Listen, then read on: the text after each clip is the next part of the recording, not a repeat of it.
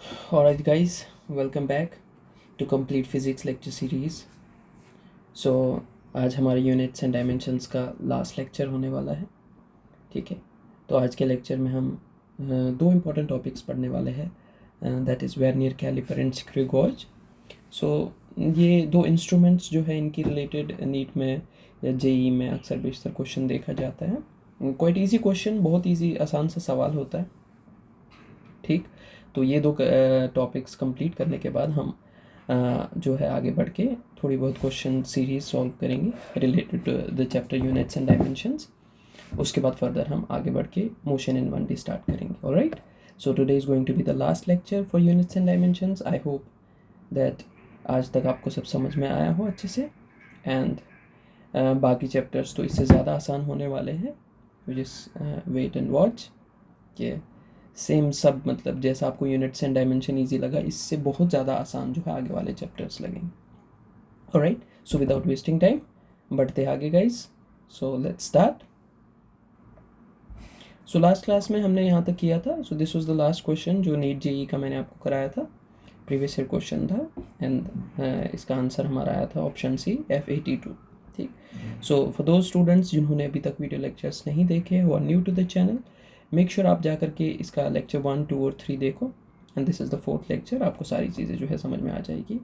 Alright, so let's start. Vernier caliper में ज़्यादा ध्यान देने की ज़रूरत नहीं है. कभी सीधा सीधा सवाल मैंने बहुत बुक्स में देखा है एंड बहुत पेपर्स में आता हुआ देखा है कि what is the least count of vernier caliper. So पहला पॉइंट जो हम यहाँ से देखेंगे, वर्नियर कैलिपर का लीस्ट काउंट जो है दैट इज़ 0.1 मिलीमीटर. ठीक है, जनरली यही इसका लीस्ट काउंट रहता है. सो अब जैसे देखो हम क्या कहते हैं इसको, कोई चीज़ें जो है लेंथ मेजर करने के लिए हम स्केल को लेते हैं. ठीक है, मान लो ये पेन है, इसकी लेंथ मुझे मेजर करनी है. So we use a scale to measure the length of this pen. Alright, but how about the thickness of any paper. For example as a tissue paper. ठीक, इसकी अगर मुझे थिकनेस, लेंथ तो length is okay कि यहाँ से यहाँ तक की लेंथ मुझे इसमें जो है देखनी है. ठीक है, but how about the thickness. Thickness मतलब इसका जो मोटापा पेपर का कितना है, that's very less. Alright, are you able to understand what I am saying? Let me see if the screen works. No, alright, so यहाँ पर स्क्रीन जो है वो बड़ा नहीं हो रहा है. Alright, late me show you like this. आप देखो कि ये थिकनेस जो है इस पेपर की, इसका मोटापा कितना है. ठीक, for example I have a phone है, इसकी जो अगर आप थिकनेस देखोगे, सो ये थोड़ी बहुत है कि we can measure it with the help of a scale. ठीक है, if we use a scale we can measure the thickness of this phone. ठीक, बट फिर भी एरर होने के थोड़े बहुत चांसेस है. But how about the thickness of this paper which is lying on the phone. ये पेपर देखो कितना पतला है, इसकी थिकनेस तो हम स्केल से निकाल नहीं सकते क्योंकि ये 1 mm से स्केल का सबसे छोटा डिवीजन क्या होता है, 1 mm. Let me show you on a scale. ठीक है, so I have a cute scale over है.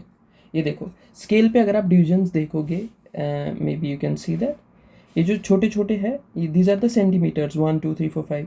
और इसके बीच में जो छोटी छोटी लाइंस है ये mm है. ठीक है, मिलीमीटर्स.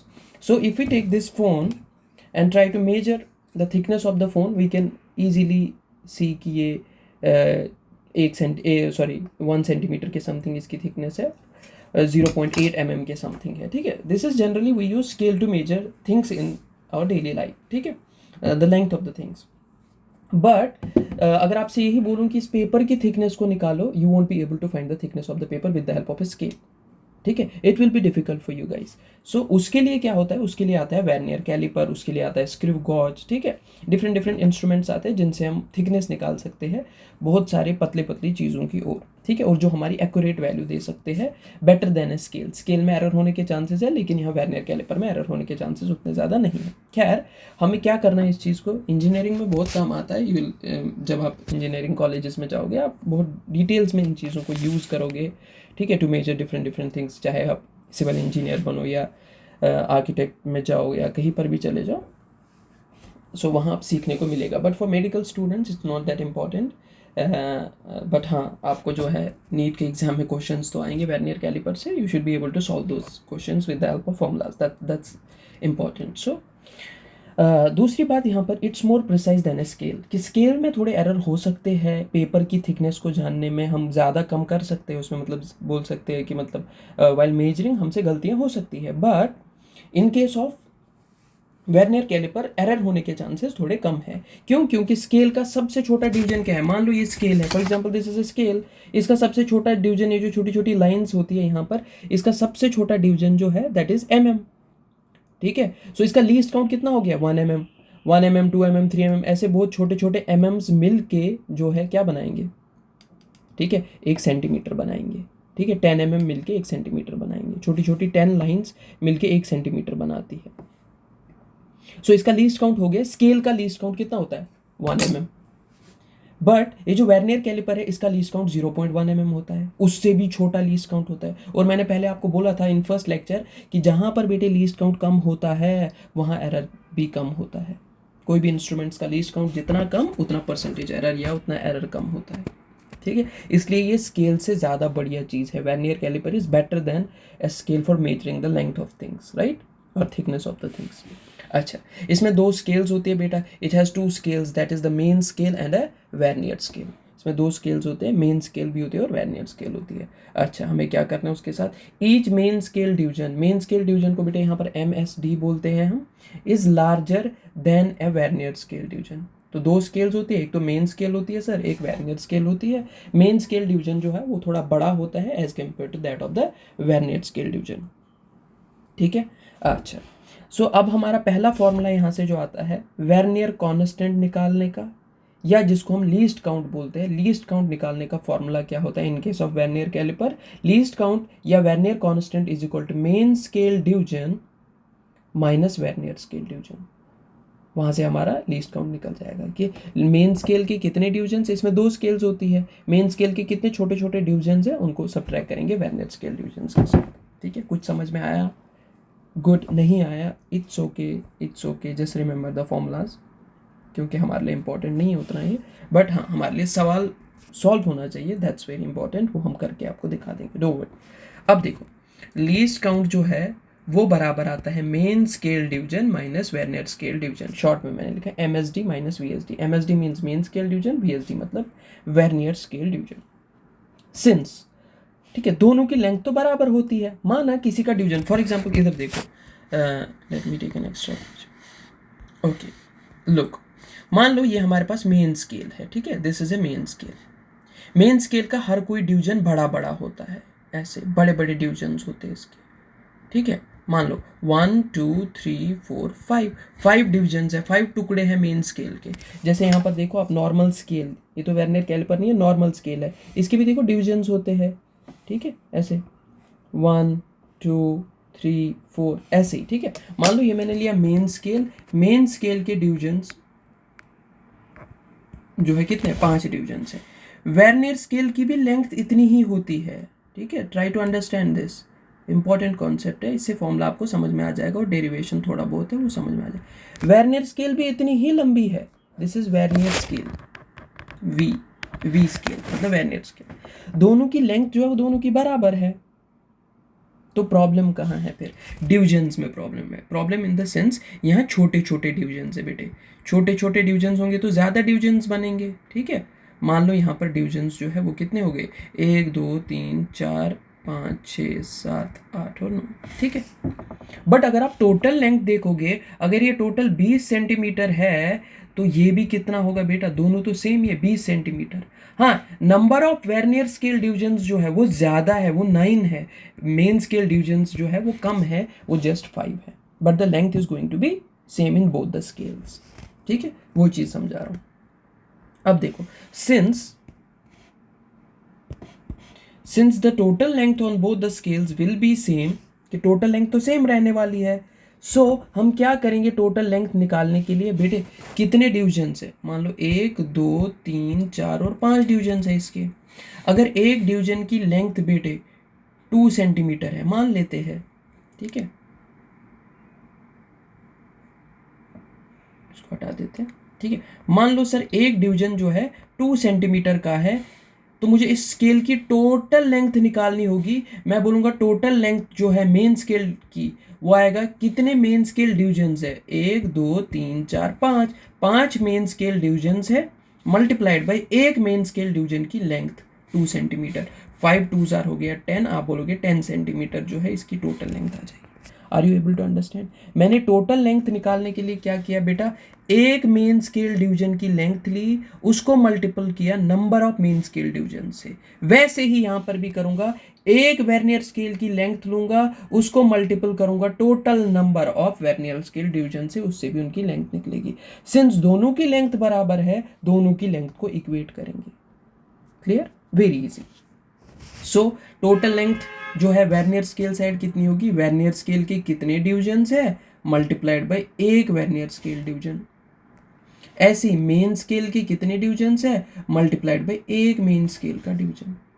यहां से बेटे ट्रांसपोज करो, चीजें यहां वहां ले जाओ, हमें एक मेन स्केल डिवीजन चाहिए 1 MSD, इसको अपनी जगह रखोगे, ये NM दूसरी साइड जाकर के डिवाइड हो जाएगा।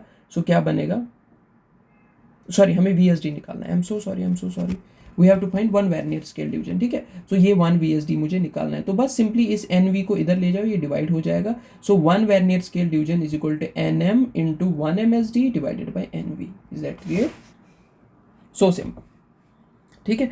यहां से हमने 1 VSD निकाल लिया, ठीक है। अब ये 1 VSD या VSD एक ही तो बात है, एक VSD बोलो या VSD बोलो, दैट्स ऑल्सो सेम। अब ये VSD की वैल्यू हम यहां डालेंगे, ठीक है, वर्नियर कांस्टेंट या लीस्ट काउंट के फॉर्मूला में। सो लीस्ट काउंट किसके बराबर आ जाएगा, MSD तो MSD ही है बेटे, ठीक है, माइनस VSD के बदले ये सारा खाता यहां लिख देंगे, VSD के बदले आएगा NM into MSD upon NV। अब जरा ध्यान दो यहां पर थोड़ा इजी है, ये देखो यही फॉर्मूला इंपॉर्टेंट है, जो नंबर 3 पे मैंने लिखा है, ये ज्यादा इंपॉर्टेंट है। इसका फॉर्म हालांकि सेम है, तीनों चीजें तो एक ही है, 1 2 3 all the 3 formulas are same, but the difference कहां पर है, द डिफरेंस इनके फॉर्म में थोड़ी अलग अलग फॉर्म है, जो कि हम डायरेक्टली क्वेश्चन का डेटा पुट कर सकते हैं, ठीक है। मैं आपको क्वेश्चंस भी करके दिखाता हूँ। सो डिपेंड्स कि आप कौन सा फॉर्म किस क्वेश्चन में लगाओगे, formulas are same but the form is important, which form is to be used in which type of question, that's important. Clear? वो जरूरी है। अब MSD तो बेटे MSD ही आ गया डायरेक्ट, ये MSD आ गया, सीधा सीधा लिखा मैंने।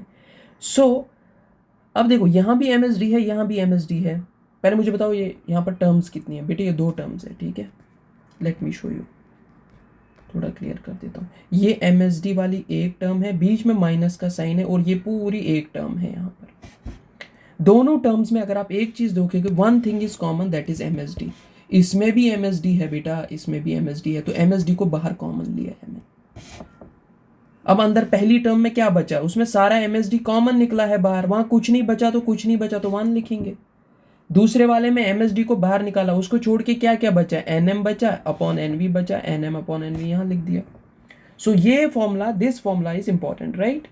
सो remember this formula, remember all the 3 formulas, और हमेशा कोशिश किया करो बेटा कि least count is equal to MSD minus VSD पता होना चाहिए। फिर आप दिमाग में लगाओ, दोनों की लेंथ बराबर करनी है, VSD आ जाएगा NV इंटू 1 VSD करने से, और क्या कहते हैं इसको, मेन स्केल की लेंथ आ जाएगी NM इंटू 1 MSD करके, ठीक है। वो मैंने अभी आपको दिखाई कि कैसे बराबर करनी है दोनों की लेंथ, ठीक।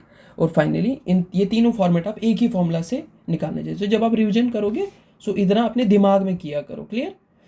सो यहाँ देखो, ये least count is equal to MSD minus VSD इतना लिखा करो, उसके बाद फिर थोड़ा दिमाग को स्ट्रेस दो कि मुझे इसी से निकालने हैं तीनों फॉर्मेट के फॉर्मूलाज, ठीक है। लेंथ बराबर करके 1-2 बार रिवाइज करोगे फिट बैठेगा, क्योंकि ज़्यादा फॉर्मूलाज याद रख के भी फिर एग्जाम में इंसान भूल जाता है। तो रट्टा ज़रूरी नहीं है, हाँ थोड़ा बहुत रट्टा ज़रूरी है, उसके बाद थोड़ा कॉन्सेप्ट भी ज़रूरी है, क्लियर? ऑलराइट। सो अब बोलेंगे यहाँ NM क्या है, NV क्या है। मैंने बेटा आपको पहले ही बोला था कि NM होता है main scale division, number of main scale divisions कितने हैं, और NV होता है number of vernier scale divisions कितने होते हैं। तो सही भाषा में इसका बोलना होता है NM और NV होते हैं total number of main scale divisions and total number of vernier scale divisions coinciding each other. Coinciding each other का मतलब दोनों अगर एक दूसरे के ऊपर रखेंगे, इनकी लेंथ जो है वो बराबर आ जाएगी। जैसे 2 हैंड्स अगर एक दूसरे के ऊपर रखोगे, they will coincide each other, कोई भी जगह जो है वो खाली नहीं बचेगी, ये बिल्कुल प्रॉपर इस पे फिट बैठेगा। तभी मैं बोलूंगा दोनों हाथों की जो लेंथ है दैट इज सेम। वैसे मैंने यहाँ दोनों स्केल्स की लेंथ सेम की है, इसलिए NM and NV are what, the total number of main scale divisions and NV are the total number of vernier scale divisions which are coinciding each other. Clear? Okay. अब परेशान होने की ज़रूरत नहीं है. Let's move further. अच्छा, final reading किसके बराबर होती है? हम क्या कर रहे होते हैं भाई, स्केल से भी हम क्या लेते हैं, हम रीडिंग ही तो लेते हैं चीज़ों की, ठीक है. वैसे ही वर्नियर कैलिपर से भी रीडिंग लेते हैं. तो फाइनल रीडिंग किसके बराबर आती है? कभी सवाल में दिया होता है मेन स्केल की रीडिंग इतनी है, वर्नियर स्केल की रीडिंग इतनी है, फाइनल स्केल की रीडिंग कितनी होगी, तो फाइनल रीडिंग कितनी होगी, दोनों रीडिंग्स को ऐड करना रहेगा. So final reading is main scale reading plus vernier scale reading. Clear? ठीक है. तो final reading will be equal to main scale reading plus vernier scale reading. कैसे निकालोगे? Least count multiplied by number of vernier scale divisions. So यहाँ NV small में मैंने लिखा हुआ है. NV क्या है यहाँ पर, थोड़ा अलग मतलब है. वहाँ कैपिटल N और नीचे लिखा था V, ठीक है, ऐसे NV. वो थे number of vernier scale divisions coinciding with number of main scale divisions, ठीक है. लेकिन यहाँ पर स्मॉल NV इसलिए लिखा है, इसका मतलब है number of vernier scale divisions coinciding with the reference line, coinciding with the reference line. Alright. Alright. तो बहुत सारे बच्चों के दिमाग में कोई कि वर्नियर कैलिपर क्या है क्या नहीं है. Let me show you what vernier caliper is. थोड़ा बहुत आपको यहाँ दिखा रहा हूँ. ये देखो, ये इसमें अगर आप देखोगे, आई एम सो सॉरी. ओके, ये देखो हैं, ओके विथ रेड. ये देखो, ये जो बीच वाली स्केल है दिस इज मेन स्केल, ठीक है, नॉर्मल जो मेन स्केल है. ये जो है ये वाली this is vernier scale blue वाली से. तो यहाँ पर जितना ये कोइंसाइड करेगा उसी हिसाब से हम फिर इसकी लेंथ देखते हैं, ठीक है. सो इनके डिविजन्स जितने भी कोइंसाइड करते हैं उसमें हम जो है इसकी लेंथ को बाद में क्या करते हैं, बराबर. अब देखो, ये वाला जो हिस्सा है, ठीक है, ये स्केल ही है हमारी. यहाँ से जो स्केल का कुछ पोर्शन इधर की तरफ जाता है, ये डेप्थ नापता है. ये जो ऑरेंज कलर से दिया हुआ है ये कितना गहरा है वो भी हम इस स्केल को ऐसे इंसर्ट करके देख सकते हैं. वो यहाँ हमें रीडिंग्स पता चल जाएगी यहाँ कि कितना डीप है. क्लियर? दूसरा, अगर हमें देखनी होगी कि इसकी मान लो थिकनेस कितनी है, नीचे वाले जॉज अगर आप देख रहे होंगे ये, तो ये इसकी थिकनेस बता रहा है. ये ऐसे इसको पकड़ता है, क्लैंप करता है लाइक दिस और बताता है कि इसकी थिकनेस कितनी है, ठीक है. इसके साथ साथ ऊपर अगर आप देखोगे ये वाला, ये इनसाइड वाला मेजरमेंट दिखाता है कि ये अंदर वाला पोर्शन, ठीक है, इसकी जो है लेंथ कितनी है अंदर वाले पोर्शन की. सो this is the inside measurement. I am so sorry, let me get back. यहाँ कुछ दिख नहीं रहा है, ठीक है. सो ये वाला जो है ये अंदर का मेजरमेंट हमें बता देता है कि ये कितना चौड़ा है अंदर से. ये बाहर का, इसको बोलते हैं क्या, आउटसाइड मेजरमेंट, बाहर का दिखाता है कि ये बाहर वाला हिस्सा जो है इसकी लेंथ वगैरह कितनी है, ठीक है, इसका साइज कितना है, और साथ में ये डेप्थ भी बता देता है. सो स्केल में इतनी चीज़ें नहीं हो पाती है. स्केल का नॉर्मल काम क्या है कि छोटी मोटी मतलब नॉर्मल लेंथ्स को मेजर करके देखना, ठीक है. जैसे कि मान लो अब स्केल का भी कहीं ना कहीं काम खत्म हो जाता है. मान लो मैं आपको बोलूँगा ये लंबी बिल्डिंग है कहीं पे, ठीक है, इतनी लंबी बिल्डिंग है, बहुत 50 माले की बिल्डिंग है, उसको जाकर के स्केल से नापो. Would you do that? No. उसके लिए अलग इंस्ट्रूमेंट्स है. वही अगर मैं अभी आपको बोला था पेपर की थिकनेस जो है वो आपको नापनी है, इसकी थिकनेस कितनी, ये तो स्केल से नहीं कर पाएंगे. इसके लिए अलग अलग इंस्ट्रूमेंट्स है और छोटे छोटे वाले इंस्ट्रूमेंट्स है जैसे वर्नियर कैलिपर, उसके बाद स्क्रू गॉज वगैरह, ठीक है.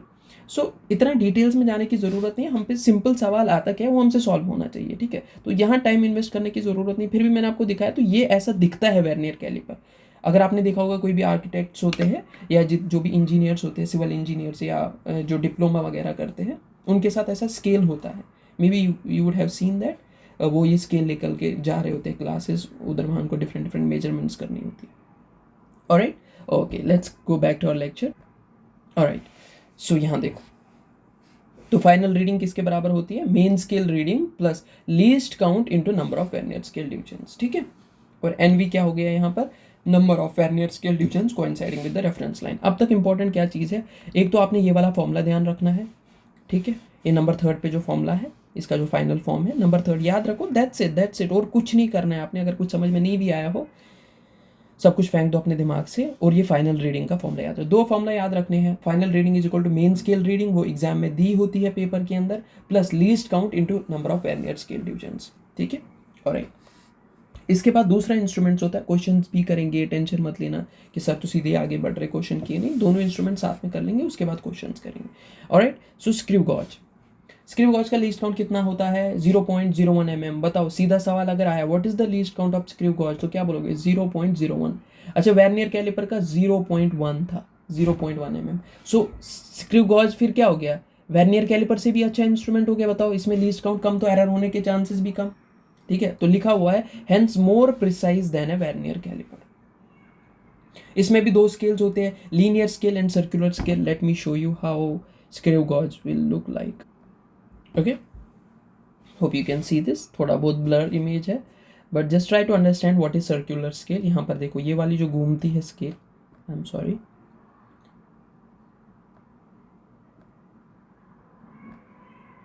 ओके, सो ये वाली स्केल जो बेटा है, ये जो घूमती है, ऐसे रोटेट करती है गोल गोल, जैसे हम नट को कसते हैं वैसे। सो इसको बोलते हैं सर्कुलर स्केल। ठीक है, इसको बोलते हैं मेन स्केल या thimble, sorry this is thimble. इसको बोलते हैं मेन स्केल, यहाँ पर जो हमारी मेन स्केल है। ठीक है, तो थिम्बल को भी रोटेट करने से मेन स्केल हमारी मूव कर जाती है।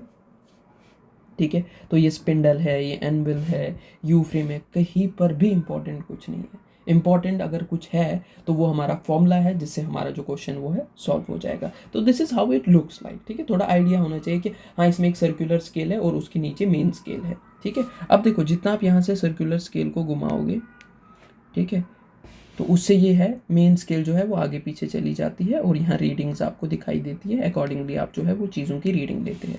सो ये जो जॉज होते हैं, इनके बीच में हम इंस्ट्रूमेंट को फंसाते हैं। मान लो मैंने ये बॉक्स को फंसा दिया और मुझे इस बॉक्स की थिकनेस देखनी है। प्लाई बोर्ड को फंसा दिया, मिरर को फंसा दिया, कोई भी जो पतली से पतली पेपर को फंसा दिया और इस नट को कसते हैं। ठीक है, उससे क्या हो जाता है, मतलब हमने बिल्कुल पतला पेपर यहाँ पर डाल दिया। तो जब आप इस नट को, ये जो सर्कुलर स्केल है, इसको रोटेट करते जाओगे थिम्बल को तो ये आगे आ जाएगा ऐसे निकल के, और ये बिल्कुल जॉज जो है इसके पूरे यहाँ तक फिल हो जाएंगे। और ये पेपर जो है जब पूरा फिक्स हो जाएगा इसके अंदर, ठीक है, फिर ये गिरेगा नहीं पेपर, तो पेपर ऐसे रहेगा।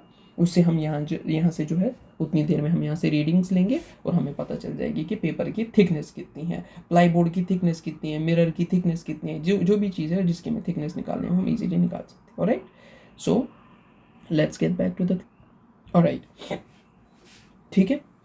सो स्क्रू गॉज में क्या होता है, दो स्केल्स होती है। आई एम सॉरी, ये वापस कैसे जाएगा, ओके। इसमें दो स्केल्स होती है, one is the main scale, अभी मैंने देखा, जिसको हम लीनियर स्केल भी बोलते हैं। दूसरी सर्कुलर स्केल होती है जिसको हम थिम्बल भी बोलते हैं। ठीक है, जिसको हम रोटेट करते हैं, दैट इज सर्कुलर स्केल और थिम्बल स्केल। अच्छा, अब इसमें इंपॉर्टेंट चीज़ क्या है, pitch is very important. Pitch क्या होता है, it's the linear distance covered by one complete revolution of circular scale. Pitch of a screw gauge is same as 1 MSD। तो पिच किसके बराबर है, 1 MSD के बराबर। ऊपर क्या बोला इसने, ठीक है, let me give an example. यहाँ पर कुछ है कैसा, नो, ऑलराइट, ठीक है, मैं आपको नॉर्मल सिनेरियो समझा देता हूँ। ठीक है, जब भी आपने कभी देखा हो ना, क्या कहते हैं इसको, नट एंड बोल्ट। ठीक है, सो जब भी नट एंड बोल्ट को हम कसते हैं, ठीक है, जब भी बोल्ट को जो है नट के अंदर डाल देते हैं and then you rotate that, ठीक है, उसको घुमाते हैं, कसते हैं, आपने देखा होगा जितना आप उसको रोटेट करते हो उतना वो आगे भी बढ़ता है। You could have seen that. ठीक है, let me explain you a little bit. मान लो दिस इज नट या पेचकस वगैरह होता है ना हमारा, ठीक है, मान लो ये नॉर्मल सा स्क्रू है, तो बहुत बड़ा हो गया। Okay, say for example this is a screw, ठीक है, और स्क्रू कुछ ऐसा होता है, this is a screw, this screw you have to insert inside this wooden plank और दिस वुडन कार्डबोर्ड। इस वुडन कार्डबोर्ड के अंदर आपने स्क्रू जो है वो इंसर्ट करना है। So you will use what, आप पेचकस ले आओगे ऊपर से, ठीक है, you will use a screwdriver, उस स्क्रू ड्राइवर को यहाँ फिट करोगे, ठीक, then what will you do, you will rotate that screwdriver. Screwdriver को आप घुमाओगे, स्क्रू ड्राइवर घुमाओगे तो पेज जो है, पेज भी घूमेगा नॉर्मल, बट सर पेज घूमने के साथ साथ आगे भी बढ़ता है। सो एक कंप्लीट पेज को घुमाना या एक कंप्लीट टर्न लेना, एक कंप्लीट टर्न लेने पे पेज कितना अंदर जा चुका है, वो कितना आगे बढ़ा है, उसने कितनी लीनियर डिस्टेंस कवर की है, that's what you call as, that is the pitch, उसी को हम पिच बोलते हैं। ठीक है, let me make you understand further. मान लो हम इसको ऐसे लेते हैं, ये कार्डबोर्ड ऐसे खड़ा है, ठीक है, एंड यहाँ से आप इसके अंदर पेज ऐसे घुसा रहे हो अंदर की तरफ। सो क्या होगा, मान लो फॉर एग्जाम्पल इनिशियली हमारा जो है स्क्रू कुछ ऐसा था, दिस इज अ स्क्रू, से for example this is a screw, ठीक है, ये स्क्रू है, और यहाँ से मैंने स्क्रू ड्राइवर से जो है इस स्क्रू को क्या किया, मैं इसको कस रहा हूँ, तो अभी तो इनिशियली ये कुछ आगे नहीं गया है। The moment I will start turning, एक रोटेशन मैंने किया तो पेज थोड़ा सा अंदर चला जाता है, ठीक है। वन कंप्लीट रोटेशन करने पे, ऐसे घुमाने से स्क्रू ड्राइवर को, पेज थोड़ा अंदर गया। ये कितना आगे बढ़ा है, that's what you called as pitch. उसी को हम बेटे पिच बोलते हैं। Alright, I hope that you could have understood this. What is pitch? It's not that important if you will not be able to understand the concepts behind these two instruments. What is important is that you have to remember the formulas. Alright, so just remember the formulas and focus on the questions. That's important for us at this moment. ठीक? And if you are going to get into an engineering college later on, hopefully, then you'll be able to understand about all this. But being a medical student, I don't think it's that important for you. In orthopedics, maybe somewhere it's important, but not generally, you will get to know. ज़रूरी नहीं आपको यहीं पे screwdriver और screw gauge और vernier caliper के ऊपर ही डिग्री करनी है।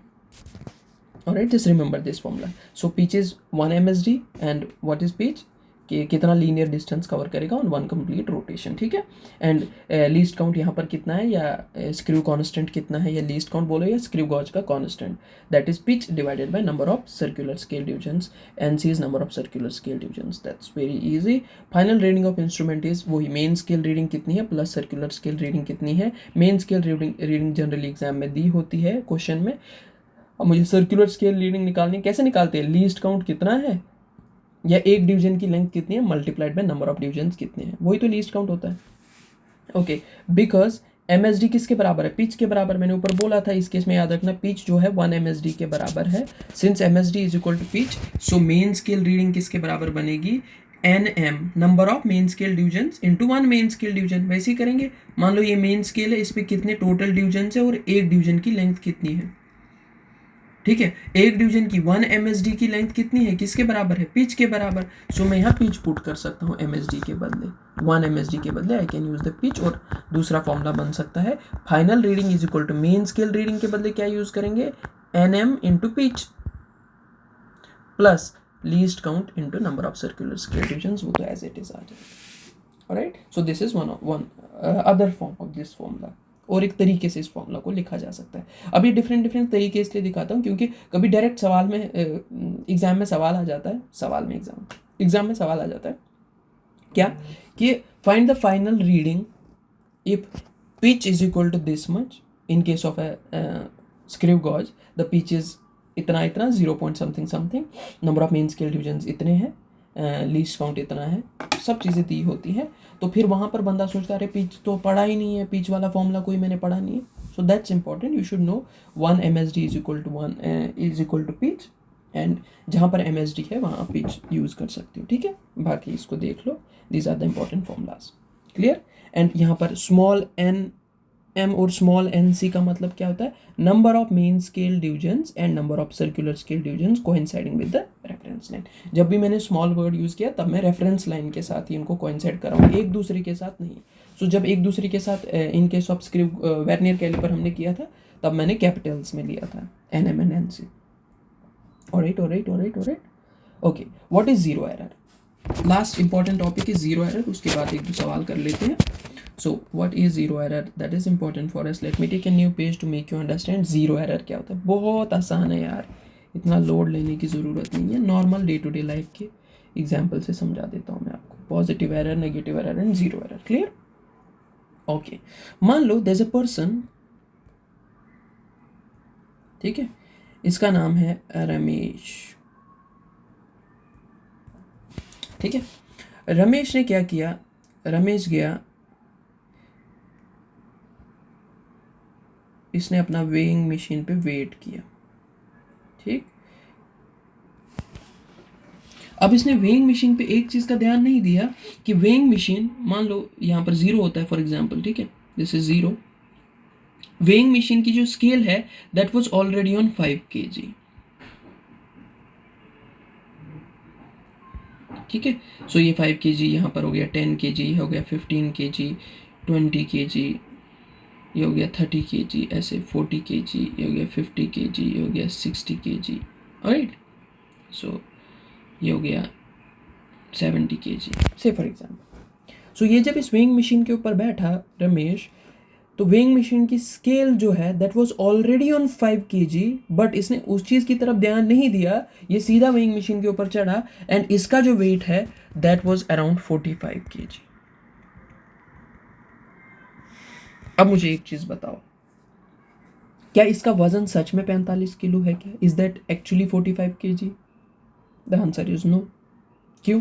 क्योंकि सर ऑलरेडी स्केल 5 किलो पे थी, तो इसका वजन इस हिसाब से तो 40 kg होना चाहिए। Is that clear? बिल्कुल बेसिक चीज़ है। 45 ना होकर के इसका वेट कितना होना चाहिए? 40, क्योंकि स्केल ऑलरेडी 5 किलो ज़्यादा थी।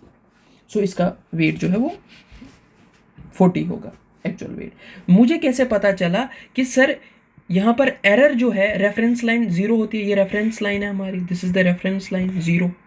रेफरेंस लाइन से अगर पॉजिटिव साइड की तरफ क्लॉकवाइज की साइड जो एरर होगा उसको हम बोलते हैं पॉजिटिव जीरो एरर। कौन सा जीरो एरर बोलेंगे बेटा? Positive zero error. और बताओ positive zero error final value कितना आया था इसका? 45 किलो। 45 किलो में से हमने पॉजिटिव जीरो एरर को माइनस किया कि ऐड किया फाइनल वैल्यू निकालने के लिए? सर 45 kg में से हमने माइनस किया 5 kg, तो तभी इसका वेट जो है वो 40 kg बराबर आएगा। So when ever there is positive zero error, that is always to be subtracted from the final value। अच्छा, अब अगर यही रमेश क्या गलती कर लेता, किसी ऐसे वेइंग मशीन के ऊपर चला जाता जिस वेइंग मशीन का ये रेफरेंस लाइन होगी फॉर एग्जांपल 0, तो ये रेफरेंस लाइन से नीचे होती ऑलरेडी, इसकी जो स्केल है वो रेफरेंस लाइन से नीचे होती 5 किलो, -5 की तरफ होती। फिर ये वेट करने जाता, इसका वजन जो है वो मात्र 35 kg आ जाता। 35 kg पे इसकी जो स्केल है वो चली जाती 35 kg से फॉर एग्जाम्पल। अब क्या इसका वजन सिर्फ 35 kg है? तो जवाब यहाँ पर नो सर, इसका वजन 35 kg नहीं है। फिर इसका वजन कितना है? इसका वजन फिर 40 kg है। Is that clear to you? क्यों? क्योंकि सर वो 5 ऑलरेडी कम पे रखा हुआ था, 5 kg से भी 0 रेफरेंस लाइन से 5 किलो और नीचे रखा था। वो 5 किलो हमने ऐड किए इसमें, क्योंकि इसमें 5 किलो का एरर था। जो फाइनल रीडिंग थी 35 kg, उसमें मैंने ऐड किया 5 kg, तभी जाकर के इसका वेट जो है एग्जैक्टली 40 kg। इसका मतलब ये हुआ रेफरेंस लाइन से नीचे वाले एरर को नेगेटिव जीरो एरर बोलते हैं। 0 से नीचे वाला नेगेटिव जीरो एरर, 0 से ऊपर वाला positive zero error. Positive zero error को हम ऐड करते थे फाइनल वैल्यू में, लेकिन सबट्रैक्ट करते थे फाइनल वैल्यू में। नेगेटिव जीरो एरर को इसको क्या करेंगे? फाइनल वैल्यू में ऐड कर देंगे, जितना भी नेगेटिव जीरो एरर होगा। आई hope you can understand this easily. जिसको नहीं समझ में आया वो कमेंट्स में मुझे बोल सकता है, I can make you understand this. Okay, I hope सबको समझ में आया होगा। Very simple. So what is zero error? When two jaws, अब ये स्क्रू गॉज की बात कर रहा है, ठीक है। मैंने आपको एग्जांपल दी वेइंग मशीन की, मैंने आपको नॉर्मल लाइफ की एग्जांपल दी। बोलता है जब 2 जॉज होते हैं, स्क्रू गॉज मैंने आपको दिखाया, उसके 2 जॉज जो होते हैं जिनके अंदर पेपर, जिनके अंदर फिंगर, जिनके अंदर किसी भी चीज़ को फंसा के हम उसकी थिकनेस निकाल सकते हैं। फॉर एग्जाम्पल दिस स्केल, इसकी थिकनेस मुझे निकालनी है।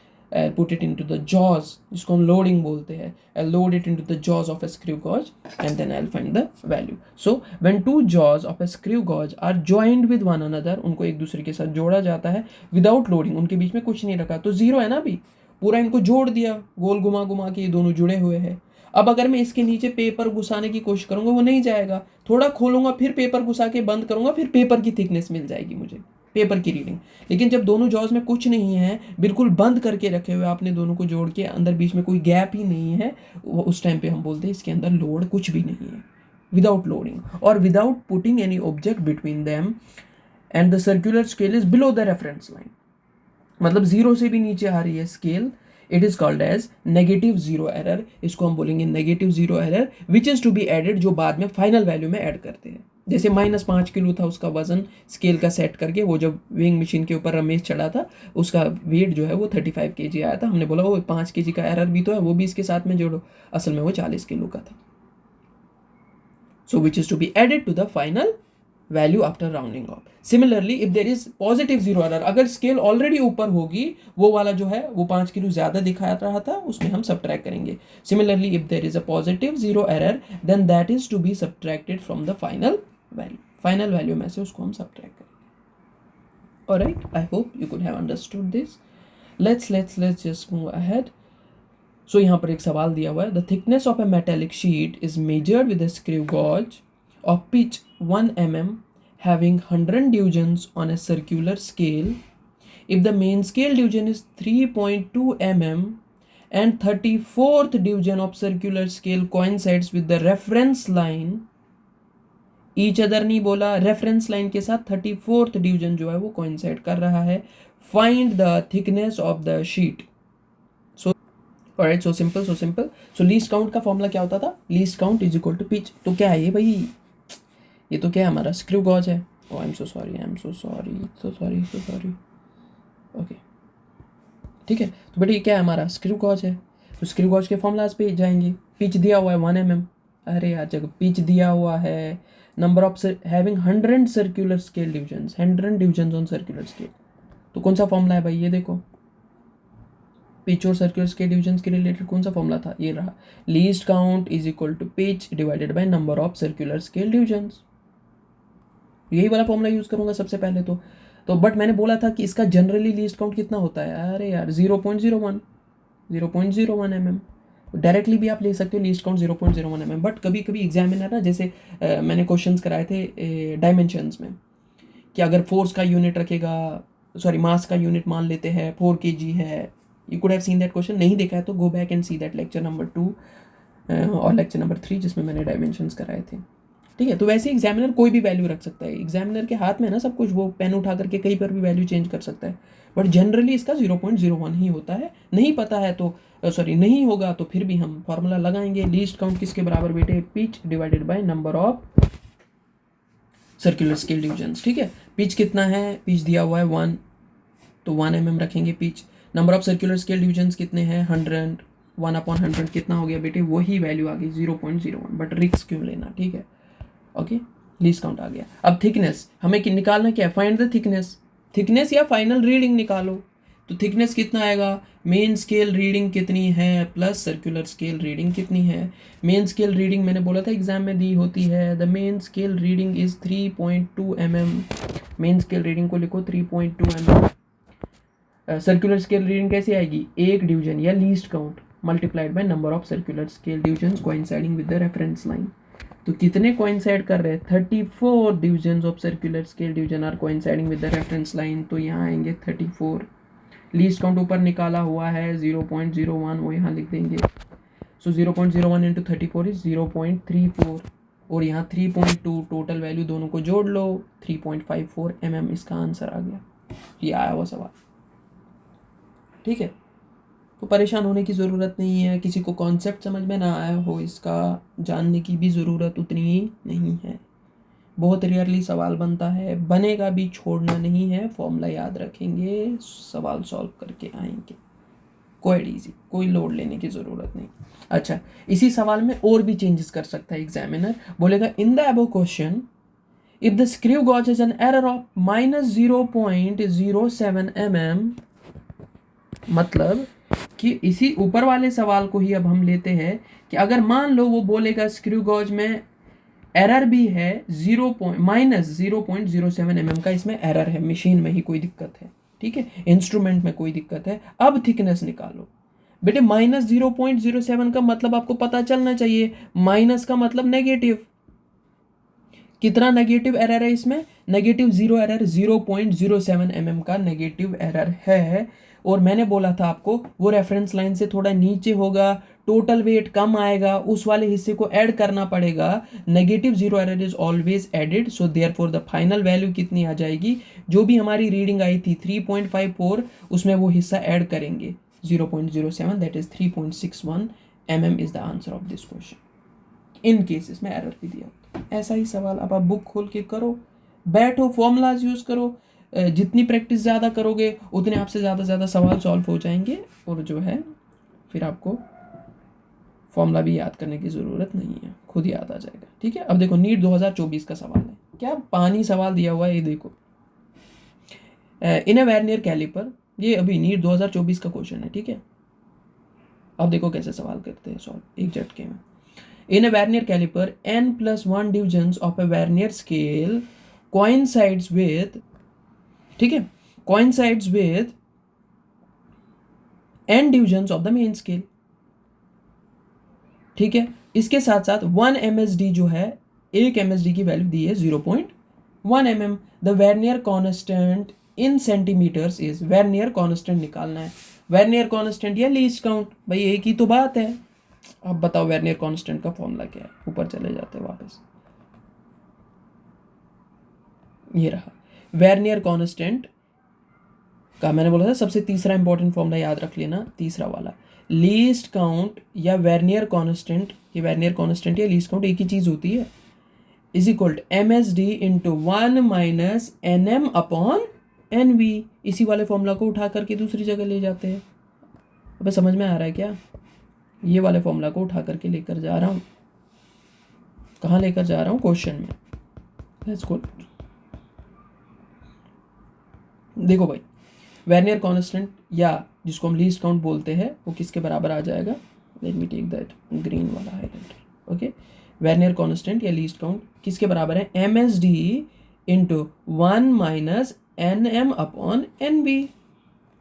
NM is what? Number of mean scale divisions. NV is number of vernier scale divisions coinciding with each other. ठीक है। अब देखो कितने हैं, अच्छा इसके साथ साथ MSD भी दिया हुआ है क्या, अरे बोलो यार जल्दी जल्दी बोलो, हाँ 1 MSD भी दिया हुआ है 0.1 mm, ये रहा given 1 MSD is equal to 0.1 mm। हमें आंसर सेंटीमीटर्स में चाहिए, क्वेश्चन में ऊपर दिया हुआ है इन सेंटीमीटर्स, इसलिए वर्नियर जो है मेन स्केल डिवीजन को भी पहले कन्वर्ट करेंगे mm से सेंटीमीटर्स में। बताओ यार 0.1 mm को डिवाइड करेंगे 10 से तो सेंटीमीटर बन जाएंगे ना, अरे बोलो यार, ठीक है। 1 सेंटीमीटर में कितने मिलीमीटर्स होते हैं, 10, तो डिवाइड करो 10 से, सेंटीमीटर बन जाएंगे, ठीक है। तो इसका डेसिमल हटेगा, ये तो समझ में आ रहा होगा 0.1, बेटा थोड़ा हैंग हो रहा है क्या, हाँ अब ठीक है, 0.1 डिवाइडेड बाई 10, ये जो पॉइंट है ना, इस 10 को 5 मिनट के लिए आप थोड़ा इधर ले जाओ, शिफ्ट करो, 0.1 अपनी जगह रहा, ये 10 मैंने थोड़ा इधर शिफ्ट किया, नीचे वाला 10। अब ये जो 0.1 है आपको ये डेसिमल होता है, डेसिमल को अगर आप हटा देते हो, ठीक है, उसके बदले नीचे डिनोमिनेटर में 1 आता है, और उसके राइट साइड में बेटे, इस साइड में डेसिमल के राइट साइड में जितने डिजिट्स होते हैं उतने डिनोमिनेटर वाले नंबर को 1 को जीरो जोड़ने होते हैं। यहाँ एक डिजिट है तो नीचे भी क्या आ जाएगा बेटा, 1 0 आ जाएगा, बीच में मल्टीपल का साइन रखेंगे यहाँ नीचे, ताकि वो उस 10 के साथ जोड़ के 1010 ना बन जाए, और कोई तूफान नहीं है इसमें, ठीक है। सो ये क्या बना, ये बनेगा 1 डिवाइडेड बाई 100 बेटा, 10 10,000 होता है ना, 100 1 बाई 100 बनेगा, क्लियर, ओके। सो ये आ गया 1 बाई 100 किस में, सेंटीमीटर्स में। So 0.1 mm is equal to 1 by 100 in centimetres, clear. Vernier scale divisions कितने दिए हुए हैं, n+1 ऊपर दिया हुआ है, या number of vernier scale divisions is n+1, number of main scale divisions is capital N, main scale NM वो कैपिटल N दिया हुआ, तो वैल्यूज रख दो फॉर्मूला में, खत्म हो गया। वर्नियर कांस्टेंट या लीस्ट काउंट किसके बराबर आएगा, MSD की जगह 1 बाई 100, 1 तो 1 ही है। Number of vernier main scale divisions कितने हैं, n, वर्नियर स्केल डिविजन्स कितने हैं, n+1, n अपॉन n+1। अरे क्रॉस मल्टीपल करना आता है क्या, चलो करके दिखाते हैं, 1 minus n divided by n+1, यही है। यहाँ कुछ नहीं है तो यहाँ 1 रखेंगे, तो बेटा ये जाकर के इसके साथ क्रॉस मल्टीपल होगा, ये इसके साथ क्रॉस मल्टीपल होगा, n+1 1 जार हो गया, n+1 ही, माइनस है बीच में, n 1 जार हो गया बेटे, n ही, डिनोमिनेटर में 1 को करेंगे n+1 के साथ मल्टीपल तो n+1 ही बनेगा। अब ऊपर देखो एक minus, sorry I am so sorry,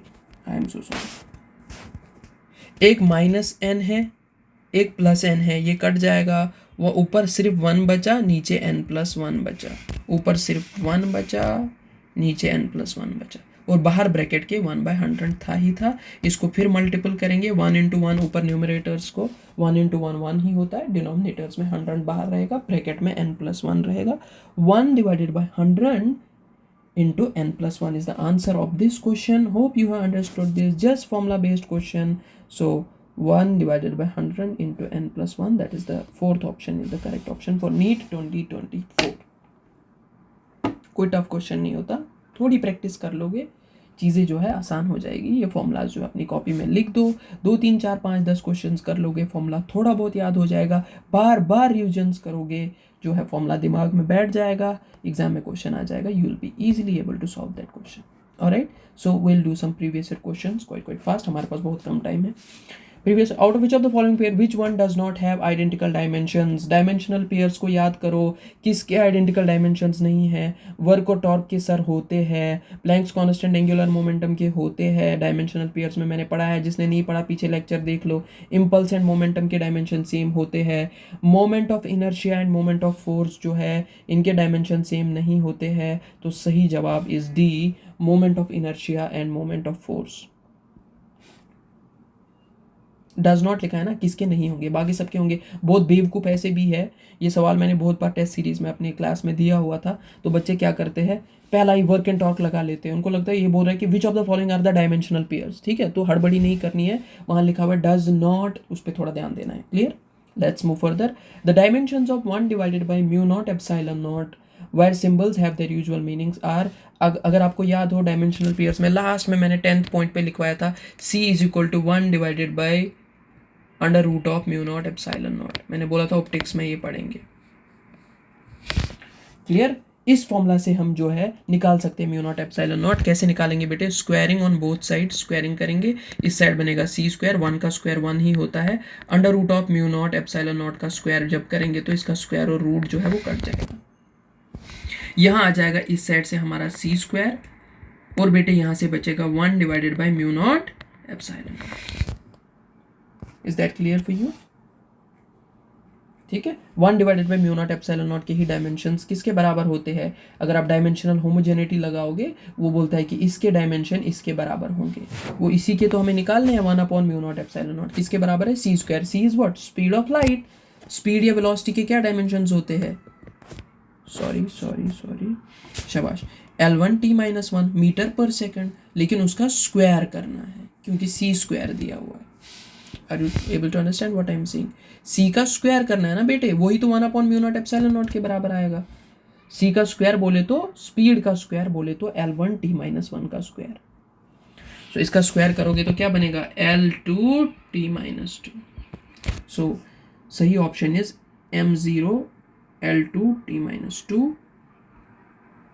is it clear है क्या कहीं पे? ओके, यहाँ वाला ऑप्शन ठीक कर दो, M0 L2t-2, option D will be right. ठीक है, क्योंकि मास तो यहाँ पर है नहीं। ओके, इसके बाद और एक सवाल दिया हुआ है, द डेंसिटी ऑफ द, चलो मैं इसको मिटा देता हूँ। ठीक है, आप बैक करके वापस सॉल्यूशन पॉज करके एक बार ले सकते हो। Clear, I don't have the space here, फिर मुझे नया पेज लेना पड़ेगा, उससे क्या होगा, कुछ नहीं होगा, बट क्वेश्चन सामने नहीं रहेगा। Alright, the density of the board is 0.5 ग्राम पर centimetre cube in CGS system. वो तो मुझे वैसे भी पता चल रहा था, अरे मास तो ग्राम में दिया हुआ है और वॉल्यूम जो है वो सेंटीमीटर क्यूब में दिया हुआ है, तो मतलब CGS सिस्टम ही है। अच्छा, इसने स्पेसिफाई भी किया है in CGS system. The corresponding value in SI units is, अरे यार पीछे लेक्चर देख लो please, N1U1 is equal to N2U2 लगा करके इसका जवाब आ जाएगा। करके दिखा दूं क्या, बोलो, ये भी लगा सकते हो। अच्छा, दूसरा ऑल्टरनेट मेथड भी कराया था, पहला वाला जो बहुत ज़्यादा इजी था। अरे यार कुछ तो बोलो। चलो, डेंसिटी किसके बराबर होता है, मास अपॉन वॉल्यूम। डेंसिटी को रो से डिनोट करते हैं, कितनी दी हुई है, given 0.5 gram divided by centimetre cube पर सेंटीमीटर क्यूब, ऐसे लिखते हैं ना। ठीक, तो बेटे डेंसिटी आ जाएगी हमारी 0.5। ठीक है, बताओ 0.5 ग्राम तो केजीज में कन्वर्ट करना है ना, 0.5 इंटू 10⁻⁻3। अरे यार, या तो ऐसे लिखो, 1 ग्राम में कितने किलो होते हैं, अरे 1 ग्राम में कैसे किलो होते हैं भाई, कितने, 1/1000 किलो, उल्टा। ठीक है, डिवाइडेड बाई, ये बन गया केजी। ठीक, डिवाइडेड बाई सेंटीमीटर को मीटर में कन्वर्ट करना है भाई। ऐसे तो हमें पता है ना कि क्या 100 सेंटीमीटर मिल के छोटे छोटे 1 मीटर बन जाता है, लेकिन 1 मीटर किसके बराबर होगा, सॉरी 1 सेंटीमीटर किसके बराबर होगा in case of metres, 1 centimetre आ जाएगा 1/100 मीटर। वही तो कर रहा हूँ, 1 सेंटीमीटर के बदले में मीटर लिखूंगा। तो यहाँ पर नीचे सेंटीमीटर क्यूब है, तो सेंटीमीटर क्यूब के बदले यूज़ कर सकता हूँ ना 100, 1/100 जो है मीटर, इसका क्यूब। ये पूरा अंदर ही रखो, 1/100 मीटर का क्यूब। क्लियर? बहुत सिंपल है अब यार। 0.5 इंटू 1/1000, ये ऊपर जाएगा 1/100, उसका उल्टा हो जाएगा ना 100/1, साथ में क्यूब भी है। ठीक है, 0.5 को क्या लिख सकता हूँ, 5/10 लिख सकता हूँ। अरे बोला था डेसिमल हटाओगे तो बेटे नीचे 1 और 0 आ जाएगा, एक डिजिट तो एक 0। ठीक है, इतना तो समझ में आ रहा होगा।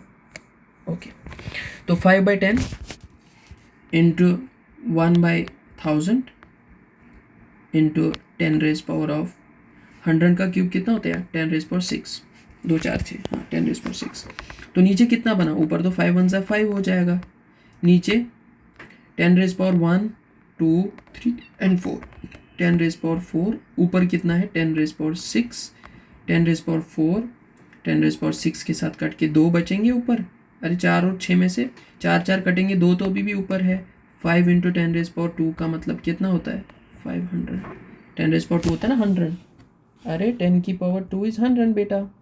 कैसे, 10 into 10, 10⁻1, 10⁻1 is equal to 100, 10 10 100। So 500 is the right answer. ये ऑप्शन बी जो है इसका सही आंसर है। क्लियर क्लियर, इतना तो समझ में आया होगा। ठीक है, सो फिर मैं यहाँ मिटा रहा हूँ, आप पॉज करके जो है सॉल्यूशन देख सकते हो, वीडियो वापस करके इसका आंसर फिर से लिख सकते हो। Is that clear? ओके, थोड़ा बहुत रखता हूँ मैं ताकि आपको क्लू लग जाए कि कैसे किया था मैंने। Let's move further. In the equation P + A upon, अरे फिर से आइडियल गैस इक्वेशन का मॉडिफाइड फॉर्म बोलो, वैन डर वाल gas equation, P + A upon V² into V - B किसके बराबर दिया हुआ है, RT के बराबर है, तो पता ही है। इस बार SI यूनिट A का निकालना है बेटा, सो सिंपल यार, ये रहा A, इस A का हमें SI यूनिट निकालना है। बताओ, डायमेंशनल होमोजेनिटी का कॉन्सेप्ट लगाएंगे। क्या कहता था, in a valid equation every term has got same dimension, जो डायमेंशन P के वही A/V² के, तो मैं बोलूँगा P = A/V²। डायमेंशनली ये लिखना बिल्कुल सही है। A निकालना है, A आ जाएगा बेटे PV² के बराबर। क्लियर? सो आ जाएगा A will be equal to PV²। So simple यार, A किसके बराबर आ गया, PV²। लेकिन सर यहाँ अगर आप ध्यान दोगे हर किसी ऑप्शन में न्यूटन न्यूटन न्यूटन है, मतलब फोर्स है। आपने तो प्रेशर और वॉल्यूम ही निकाला है सिर्फ। बेटे प्रेशर किसके बराबर होता था, याद करो, मैंने बोला था हील से ज़्यादा दर्द होगा एज़ कम्पेयर टू हाथी के पाँव से। प्रेशर होता है फोर्स पर यूनिट एरिया, तो यहाँ पर भी प्रेशर के बदले क्या लिख सकता हूँ बेटा, आई एम सॉरी, प्रेशर के बदले क्या लिख सकता हूँ, फोर्स अपॉन एरिया। ठीक है, because pressure is equal to force per unit area into volume का स्क्वायर। ठीक है, सो इजीली ए के यूनिट्स आ जाएंगे। फोर्स का यूनिट क्या होता है, ऐसा यूनिट न्यूटन। एरिया का ऐसा यूनिट क्या होता है, नीचे एरिया जो है मीटर स्क्वायर। वॉल्यूम का ऐसा यूनिट क्या होता है, मीटर क्यूब। अरे I am not getting enough space here, I am सो आलसी टू राइट दिस अगेन। ओहो, so I guess I won't be able to, okay, मिटाना पड़ेगा यार, शिट। ओके, सो यहाँ कर लेता हूँ ऊपर टॉप पे, या यहाँ कर लेते हैं। So A will be equal to force का न्यूटन, एरिया का मीटर स्क्वायर, वॉल्यूम का मीटर क्यूब। लेकिन वॉल्यूम का स्क्वायर है यहाँ पर, अगर आप देखोगे वॉल्यूम का स्क्वायर है तो मीटर क्यूब का स्क्वायर करना पड़ेगा हमें। पावर ऐसे मल्टीपल होते हैं ना, 3 2 6 है ना, ये बनेगा न्यूटन मीटर स्क्वायर, नीचे ऊपर मीटर ⁻⁶। सो मीटर स्क्वायर के 2, मीटर 6 के 2 के साथ कट जाएंगे, मीटर 4 बचेगा। सही ऑप्शन ढूंढो, newton metre ⁻⁴, newton metre ⁻⁴। B option is the correct answer for this question. I hope you could have understood this. So simple, so simple, so simple, just looking like wall, हाँ। Okay, the force constant will have the same dimensions as that of, याद करो याद करो याद करो, अरे यार force constant बोला तो था।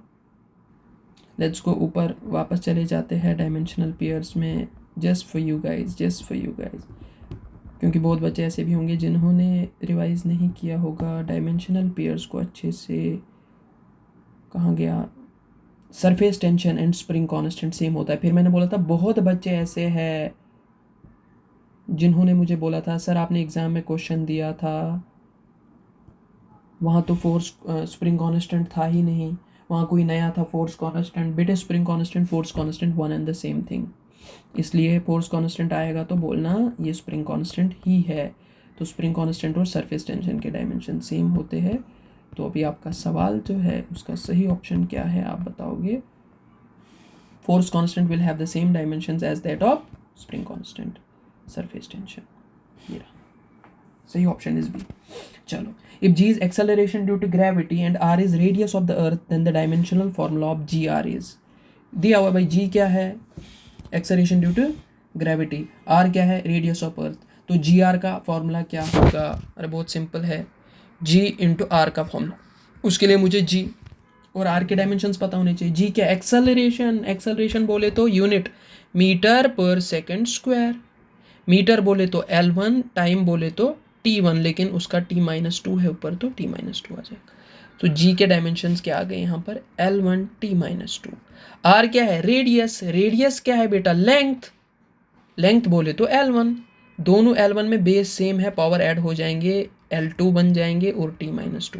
सो M0 L2 T-2 second option is the correct option for this question. Let's move further in the equation. ठीक है, ऐसे कोई सांप जैसा बना हुआ है, is equal to A sine omega T minus K X. इसमें मुझे, this is the equation right, सांप is equal to A sine omega T minus K x.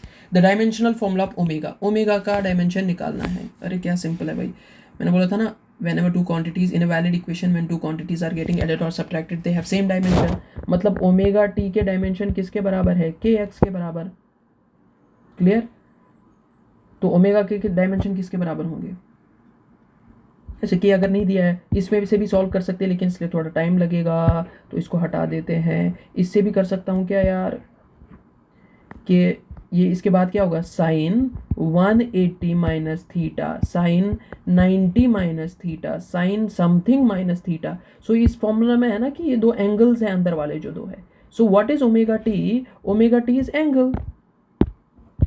What is kx, kx is also an angle। और मैंने बोला था dimensions के rules में angles are dimensionless, मतलब यहाँ कहने का ये कि ओमेगा टी क्या है, डायमेंशनलेस। डायमेंशनलेस बोले तो m0 l0 t0 for omega T. Omega किसके बराबर आ जाएगा, m0 l0 t0 तो ऊपर था ही था, नीचे ये t का नीचे आ जाएगा, ये t1 बनेगा, ऊपर जाएगा t-1 खाली बचेगा।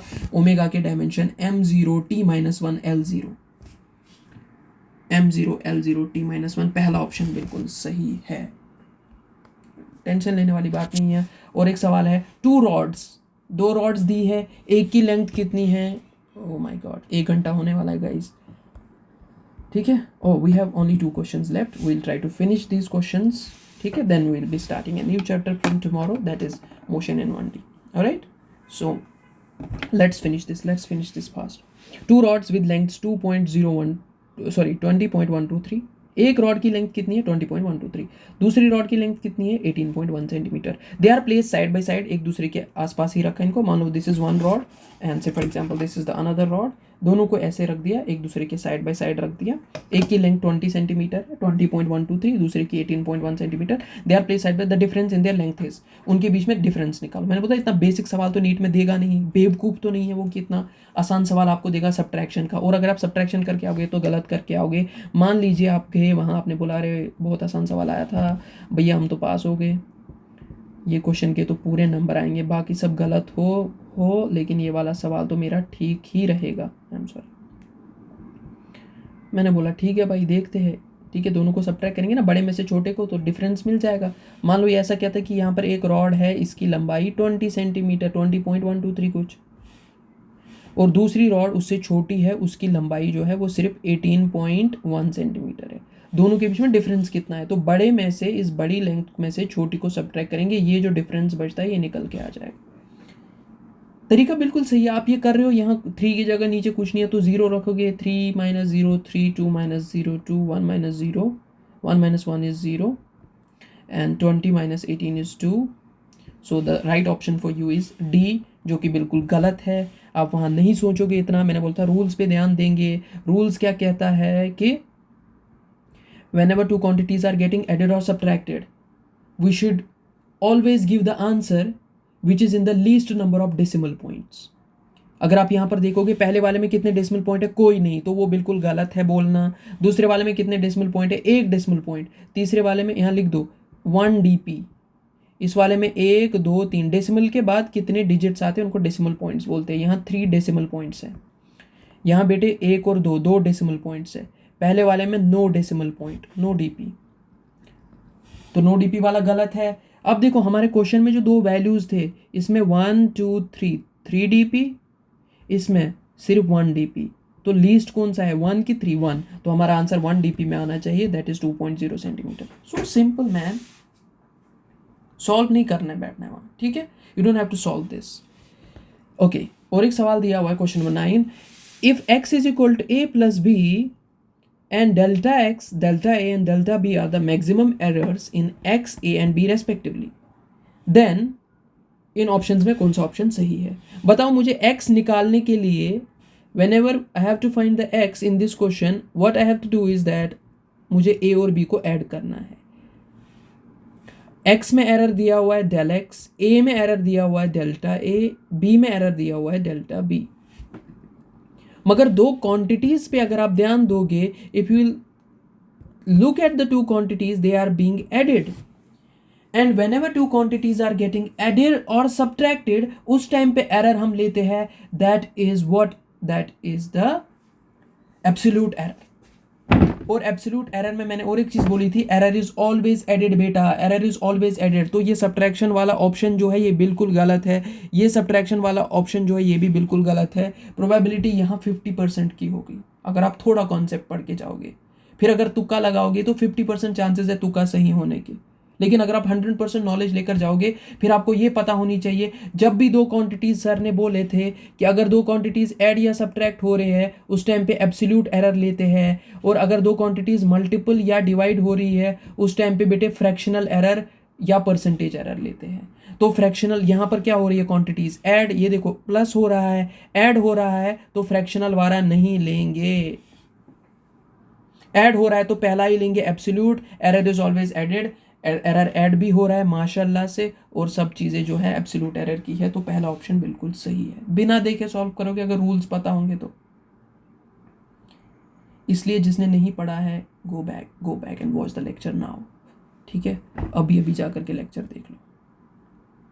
Alright, if percentage error in A B and C, capital A capital B capital C में परसेंटेज एरर दिए हुए हैं इज्जत से रेस्पेक्टिवली, ठीक है।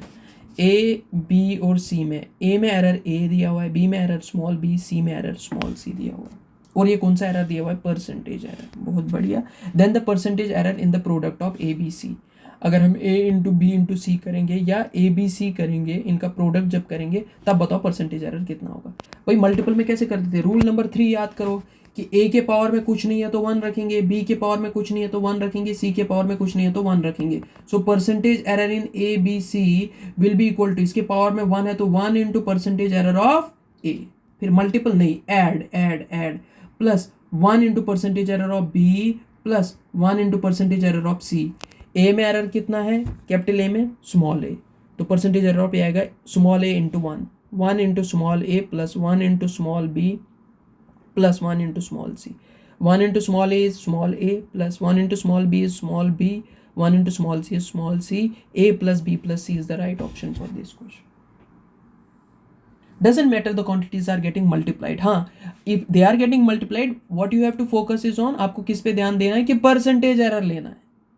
अगर ऐड और सब्ट्रैक्ट हो रही है तो कौन सा एरर लेना है, एब्सोल्यूट एरर लेना है, लेकिन एरर हमेशा ऐड ही होगा। अगर एक में एरर ए है, दूसरे में बी है, तीसरे में सी है, चाहे परसेंटेज एरर हो चाहे एब्सोल्यूट एरर हो, ये तीनों जो है वो एरर हमेशा ऐड होंगे, तो सही ऑप्शन इज ऑप्शन बी।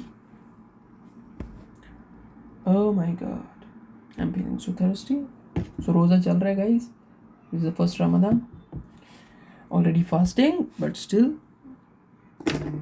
तो थोड़ी देर में अभी इफ्तारी भी है, फिर खा पी लेंगे, बट अभी इंपॉर्टेंट है, लास्ट क्वेश्चन करके जाएंगे। Okay, the percentage error in measurement of mass and speed is 2% and 3% respectively.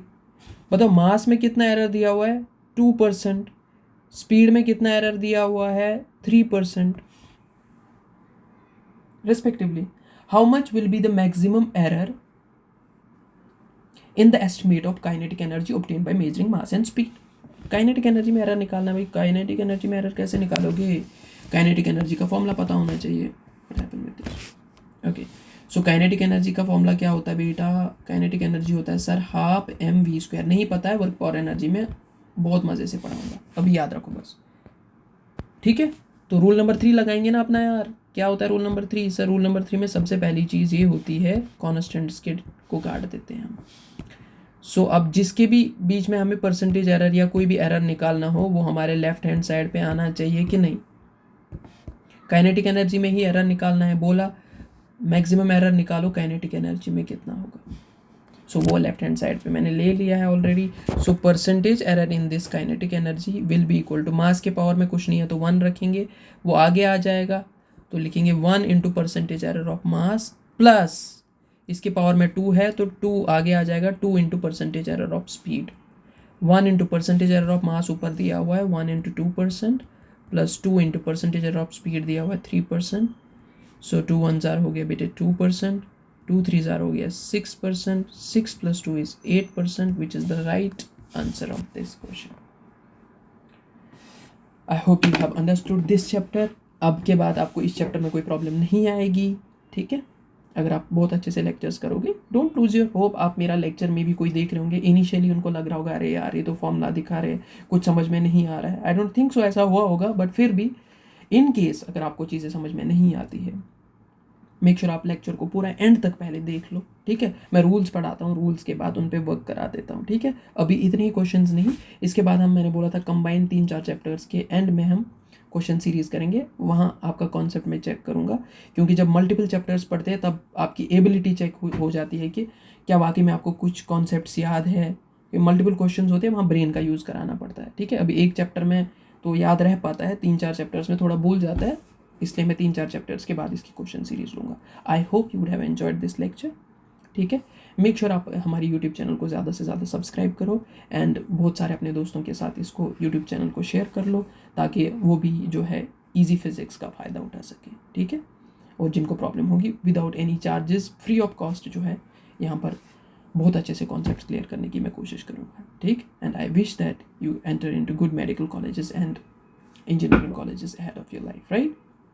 So I'll be standing by your side, as I always say that मैं आपके साथ खड़ा होकर के आपको इंशाल्लाह कामयाबी की तरफ ले जाएंगे अल्लाह की मदद से, ठीक है? सो लेक्चर को ख़त्म कर देते हैं, नए चैप्टर में मिलेंगे हम मोशन इन 1D में। काइनेमेटिक्स का पहला चैप्टर बहुत मज़ा आने वाला है। You will see, you will take that feel कि हाँ वाकई में फ़िज़िक्स अब समझ में आ रही है हमें, और साथ में क्वेश्चंस भी बन रहे। तब तक आपने क्या करना है, क्वेश्चंस बहुत ज़्यादा से ज़्यादा करो, ठीक है? जहाँ पर भी प्रॉब्लम आ जाए, ठीक है, you can mention it any किसी भी कमेंट में, किसी भी वीडियो के कमेंट्स में आप वो क्वेश्चन पोस्ट कर सकते हो। I will be answering you guys, ठीक है? And I am planning to make a group of students जिनको मैं लाइव क्लासेस दे सकता हूँ, मोस्टली फ्रॉम 11th क्लास और 12th क्लास, और a separate batch for NEET JEE for physics, right? Thank you so much for your time, and as I always say, bye bye until next time.